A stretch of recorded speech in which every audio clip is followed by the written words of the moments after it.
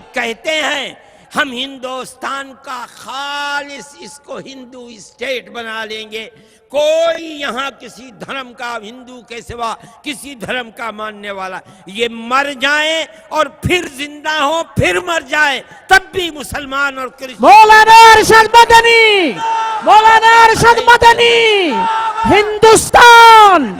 ہاں، مسلمان قتل بھی ہو سکتے ہیں، کرسچن قتل بھی ہو سکتے ہیں، 50,000 70 سال کے اندر فسادات کے اندر مر گئے، میں کہتا ہوں 50 لاکھ اور مر جائیں گے، دین کے اوپر مریں گے، مسلمان بن کر رہیں گے، مسلمان بن کر مریں گے، دھرم کو کیا چھوڑ دیں گے؟ کس کے اندر طاقت ہے؟ لیکن ملک کا امن و امان کہا جائے گا؟ کیا جہاں لاکھوں مسلمان اپنی جان دینے کے لیے تیار ہوگا، کیا وہاں امن و امان رہ سکتا ہے؟ ملک کا کیا بنے گا؟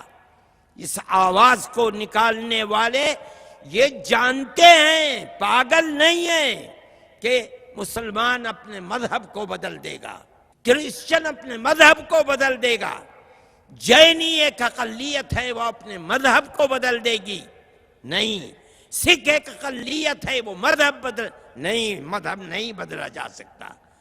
وہ اپنی کمیونٹی جو بے پڑھے لوگ ہیں انہیں مذہب کی شراب پلا کر کے، مذہب کا دیوانہ بنا کر کے، ہمیں موقع دو ملک کے اندر حکومت کرنے کا، ہم 6 سال میں پورے ملک کو ہندو ملک بنا ڈالیں گے، یہ کہنے کے لیے پاگل بنا رہے ہیں۔ لیکن میں ایک بات کہتا ہوں، جو لوگ نفرت کی باتیں کر رہے ہیں، کرسی پر بیٹھ کر نفرت کی سیاست کر رہے ہیں اور گھر واپسی کی بات کر رہے ہیں، وہ لوگ ملک کے وفادار نہیں ہیں، چین و سکون کے ساتھ غداری کرتے ہیں۔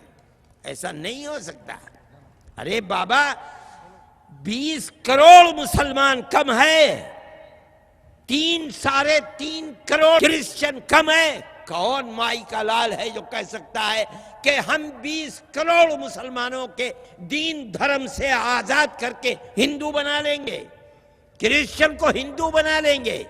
مذہب وہ چیز ہے جس کے لیے جان دے دینا انسان اپنے لیے باعث سعادت سمجھتا ہے، کیسے چھوٹ جائے گا؟ مولانا ارشد مدنی، مولانا ارشد مدنی۔ آج کی صورتحال پورے ملک کو آگ کے ڈھیر کے اوپر کھڑا کیے ہوئے ہے، ہر جگہ فساد، پیار و محبت کو آگ لگائی جا رہی ہے، فساد کو بھڑکایا جا رہا ہے۔ کچھ لوگ ہیں ملک کے اندر جو آج بھی یہ سمجھ رہے ہیں کہ صحیح ہے، ہمیں اقتدار مل گیا، لیکن اس طرح کا اقتدار کہ ہم ملک کے اس دستور کو بدل ڈالیں، ملک کو سیکولر ملک کی جگہ ہندو ملک بنا ڈالیں، جس کے اندر کسی اقلیت کو زندہ رہنے کا آزادی کے ساتھ حق نہ رہے، ابھی ہم اس نشانے تک نہیں پہنچ سکے ہیں۔ میں یہ سمجھتا ہوں کہ اس ملک کے اندر جہاں اتنی اقلیتیں رہتی ہیں کہ اگر ان اقلیتوں کو ایک طرف کھڑا کر دیا جائے تو آج جو اپنے آپ کو اکثریت کہتی ہے وہ اقلیت میں پڑ جائے گی، اقلیتیں اکثریت سے تبدیل ہو جائیں گی۔ اس ملک کے اندر اس طرح کی صورتحال اس ملک کو تباہ کرنے والی ہے، کبھی یہ ملک پنپ نہیں پائے گا۔ یہ ملک ہمارا ہے، اگر اس ملک کے اندر چین و سکون نہیں رہے گا، امن و امان نہیں رہے گا، تو یہاں خون اقلیت ہی کا نہیں بہے گا، اقلیت کا بھی بہے گا، اکثریت کا بھی بہے گا۔ ملک کا ہوگا کیا؟ کس طرح جیئیں گے؟ کس طرح ہم ملک کے اندر رہیں گے؟ جس ملک کے اندر امن و امان نہیں ہے وہ ملک کبھی پنپ نہیں سکتا۔ یہ لوگ بے وقوف ہیں جو امن و امان کو آگ لگا رہے ہیں۔ اور پھر ایک ستم کی بات یہ ہے کہ مذہب کے گیروی کپڑے پہن کر کے اور ماتھے پر قشقہ لگا کر کے جو مذہب پیار و محبت کی دعوت دیتا ہے، اس مذہب کے لبادے کو پہن کر کے پیار و محبت کی جگہ نفرت کو جنم دینے والی باتیں کر رہے ہیں۔ یہ چیز ناقابل قبول ہے۔ اس لیے ہم کہتے ہیں، اس لیے کہ یہ ملک ہمارا بھی ہے اور ہم ہمیشہ سے اس ملک کے رہنے والے ہیں۔ یہ ہماری کمزوری نہیں ہے۔ ہم یہ کہہ رہے ہیں کہ پیار و محبت کو لاؤ، ہماری کمزوری نہیں ہے۔ ہم چاہتے ہیں کہ ملک پن پہ، ملک ترقی کرے، ملک میں آزادی کے ساتھ ہر آدمی گھومے چلے۔ یہ نہ ہو کہ اگر گھر سے باہر نکلا ہے تو پھر زندگی کے ساتھ گھر واپس آنے کی امید نہ رہے۔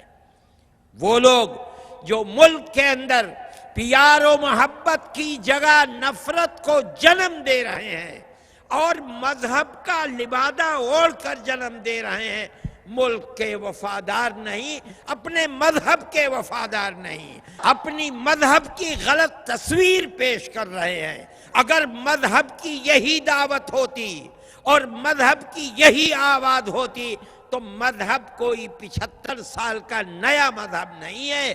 یہ مذاہب تو ہزاروں سال پرانے ہیں۔ اب تک بھسم ہو گیا ہوتا ملک، دنیا میں آگ لگ چکی ہوتی۔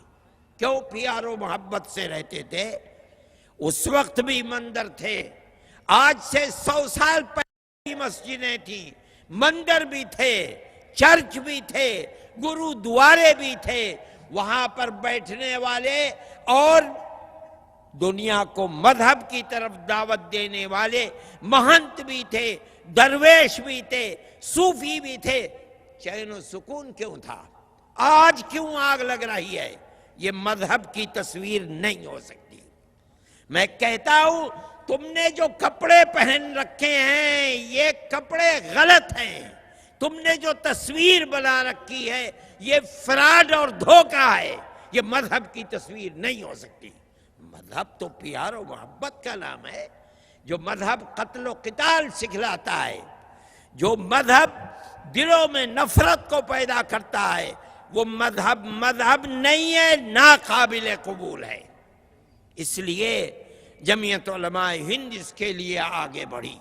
فرقہ پرستی کا اگر آپ کو مقابلہ کرنا ہے تو ایک ایک فرد کو مقابلہ کرنا ہوگا۔ وہ دلوں کو توڑتے ہیں، آپ میں سے ہر فرد کو دلوں کو جوڑنا ہوگا۔ وہ نفرت پیدا کرتے ہیں، آپ کو نفرت کی جگہ محبت پیدا کرنی ہوگی۔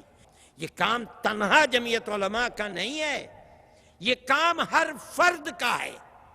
اگر ہر فرد نہیں کرے گا، یاد رکھو نہیں کرو گے، آنے والے دنوں میں ساری دنیا کے فرقہ پرست مل کر تمہیں مٹائیں گے۔